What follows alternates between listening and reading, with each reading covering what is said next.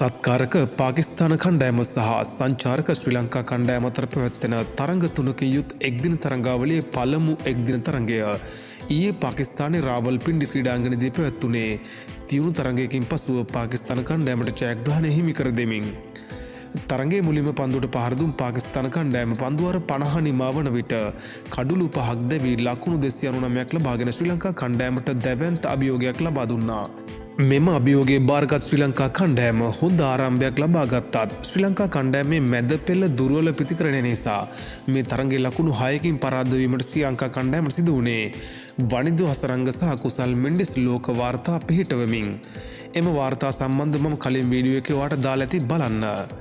ඉතින් මේ තරගයට පෙර මාධ්‍ය ජාලයක පැවති සාකච්ඡාවකදී ශ්‍රී ලංකා කණ්ඩායමේ හිටපු වේග පන්දු ක්‍රීඩක තිලාන් තුෂාර කුසල් මෙන්ඩිස් ගැන හා පැතුම් නිස්සංග ගැන කතා කර තිබුණා. එහිදී තිලාන් තුෂාර කීවේ කුසල් මෙන්ඩිස්ගේ තියෙන ටැලන්ට් එකට පැතුම් නිස්සංග වගේ ඩබල් ගහන්න පුළුවන් වෙයි කියලා. ඒ වගේම කුසල් මෙන්ඩිස් ලකුණු නොගහන හේතුව ගැනත් ඔහු කියා තිබුණා.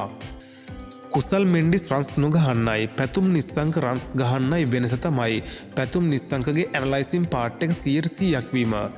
ඒ කියන්නේ එයා එහා පැත්තේ ටීම් එකේ බෝලර්ස්ලාට එදා දවසේ තියෙන තරතිරුව කොහොමද බෝලර්ස්ලාට හෙල්ප් කරන්නේ, ඒ බෝලර්ස්ලා මොන වගේ ස්පෙල් වලටද හොඳට දාන්නේ යනවට අධ්‍යයනය කරනවා. අන්නේ වෙලාවේදී පැතුම් මේ බෝලර්ස්ලාට රෙස්පෙක්ට් කරනවා. කුසල් මෙන්ඩිස්ගේ ඒකක්වත් නැහැ. කුසල් මෙන්ඩිස්ගේ තියෙන ටැලන්ට් එකට පැතුම් නිස්සංක වගේ ඩබල් ගහන්නත් පුළුවන්.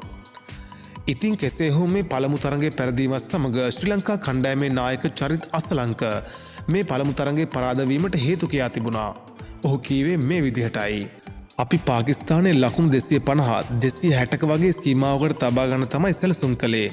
නමුත් අපේ පන්දයවන්නන් අතින් අවසන් පන්දුවාර 20ට ලකුණු 180ක් වගේ විශාල ලකුණු සංඛ්‍යාවක් ලබා දුන්නා. අපේ කණ්ඩායම හොඳ ආරම්භයක් ලැබුණත් පිතිකරුවන්ගේ වැරදි තීරණ නිසා එකලං කඩුළු කීපයක් බිඳ වැටුණා. අපිට තව තරඟ දෙකක් තියෙනවා. අද උණු අත්පසුවීම් හදාගෙන ඉදිරි තරඟ දෙක ජයග්‍රහණය කරන්න අපි බලාපොරොත්තු වෙනවා. මේ වගේ ක්‍රිකට් ගැන හැමදේම බලා ගන්න ක්‍රිකට් වන් අපිව සබ්ස්ක්‍රයිබ් කරලා එකතු වෙන්න. මේ වීඩියෝ එක හොඳයි නම් ලයික් කරලා යාළුවන්ටත් බලන්න ෂෙයා කරන්න.